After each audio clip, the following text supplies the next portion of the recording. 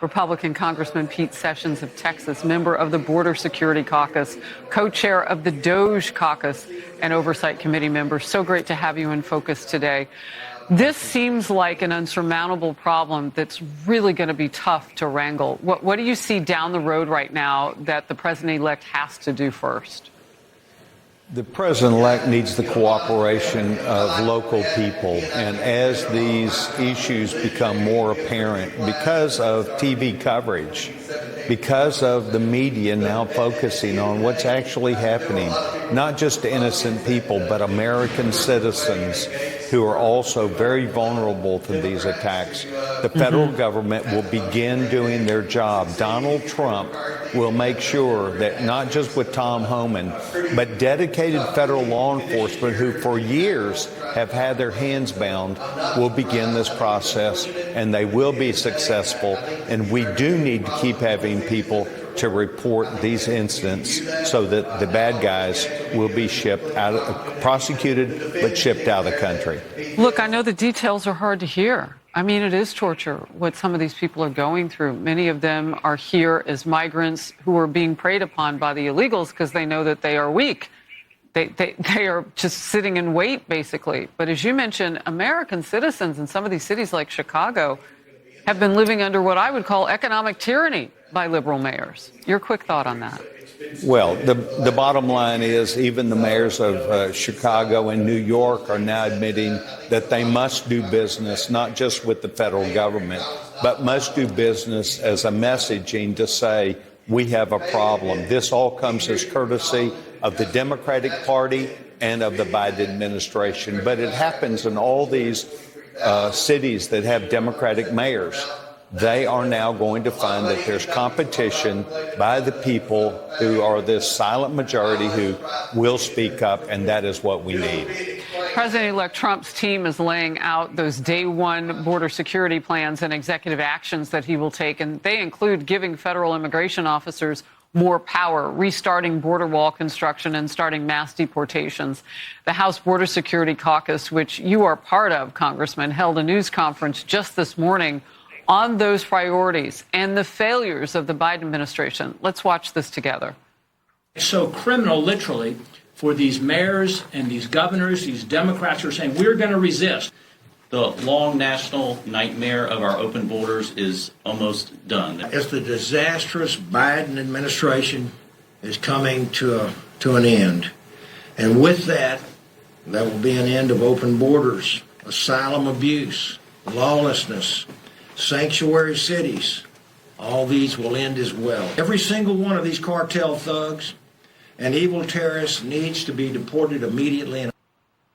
Well, when it comes to those sanctuary jurisdictions, an analysis highlights what the incoming administration, specifically the borders are under Trump, Tom Homan, is up against. It finds that there are 8 million illegals living in sanctuary jurisdictions. Now, that's not the total number that have come in, but the majority of them have sought sanctuary. Well, can you imagine? Of course, the welcome sign is out. 56% of all illegals currently in our nation are in those sanctuary cities. They are hiding nearly 60% of them from ICE. That's got to be against the law. Can we make it against the law if you are hiding terrorists and gang members who've come here illegally? Well, we can make it against the law, but I think we need to remember that today on the border, what is happening is the Democratic Party and the Biden administration are allowing the huge pieces of unfinished border wall to be carted off, to be sold. This will delay, once again, by a number of months, the ability not only for Congress to reprioritize and give the money, which was already given for border security. And this is currently going on. And I've heard no Democrats say the president should stop this action. They're simply delaying our ability to effectively, quickly put a stop in this hole. We have to have the border wall finished necessarily before we go transporting all these people out of the country, or they'll be right back in like a snake with an open hole. Wow. The House DOGE, Department of Government Efficiency, the caucus, you're part of that, And I understand you held your first ever meeting yesterday, and the goal to rein in waste, fraud, and abuse in federal spending kicked off. Caucus co-chair Aaron Bean says voters are ready for that change. Well, I think America is done subsidizing people's choice in cars, subsidizing energy production that isn't delivering the bang for the buck. And yes, we need to get government workers back to the office and reevaluate the billions of square footage of buildings that we monitor that are empty, that we maintain that are empty or have a very low occupancy. All right, so you're listening. He mentioned the caucus is looking at federal workers not coming into the office in person since COVID lockdowns. A report found 90% of federal workers telework, a massive jump from just 3% before COVID. Now, that might be part of the week, some of the week, all of the week. They're teleworking. It costs more than $8 billion to lease and maintain those mostly empty government buildings now. And another $8 billion or so is spent on energy to keep the buildings running and comfortable, for whom I don't really know who needs that comfort because they're not there. On the Senate side, founding DOGE Caucus member James Lankford has two bills to slash all the waste. One addresses unemployment fraud. The other extends the statute of limitations to prosecute COVID-19 recovery fund fraud.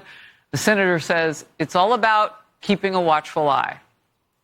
Cleaning up government inefficiency is kind of like cleaning up after breakfast. Lunch is about to come. You're about to have to do this again. Then you're going to have to do it at dinner again. So it's never going to stop. You got to stay vigilant on it and create an environment that you're always watching for it. Because when bloat comes, you either ignore it and let it happen, and then it grows, or you go after it. So trying to create a mentality to say, we're just going to go after it, go after it, go after it. So, Congressman Sessions, I understand the idea of cutting to save the money from all of that waste, empty buildings, energy spent for them, and so on and so forth. But does the government run as efficiently overall if most people are working from home or in a different location? I serve as one of the three co-chairs of the House DOGE Caucus, and we do believe exactly as you said, it is inefficient. But what we have to do is to have government workers come back to work so that we understand what the real needs of government are. If you look at, we remember this from the IRS or the issue that we have with passports. The government is inefficient. So those that work from home, this administration was challenged by me as the subcommittee chairman in government reform and oversight for the subcommittee on government operations and the workforce. And we challenged this administration all the way to the White House, and they claimed that any given day, 60% of American workers, of the government workers, would be at work. Then we found out that the Ronald Reagan building here in Washington, D.C., the largest government building, 60% of those employees came in less than 1 day a week. Oh, boy. So we have a problem. If you're a government worker, the gauntlet is put down on you, and we are going to require legislatively and through the courts to make sure that government workers report back to work. It's a demand that we as Congress are going to put on this government workers. That tells me, though, where are all the middle management and upper management to watch their workers? Nobody's paying attention to these people. So they can't possibly be that term of essential worker because no one is essentially looking for them. It is great to have you in the program. Thank you very much, Congressman Pete Sessions.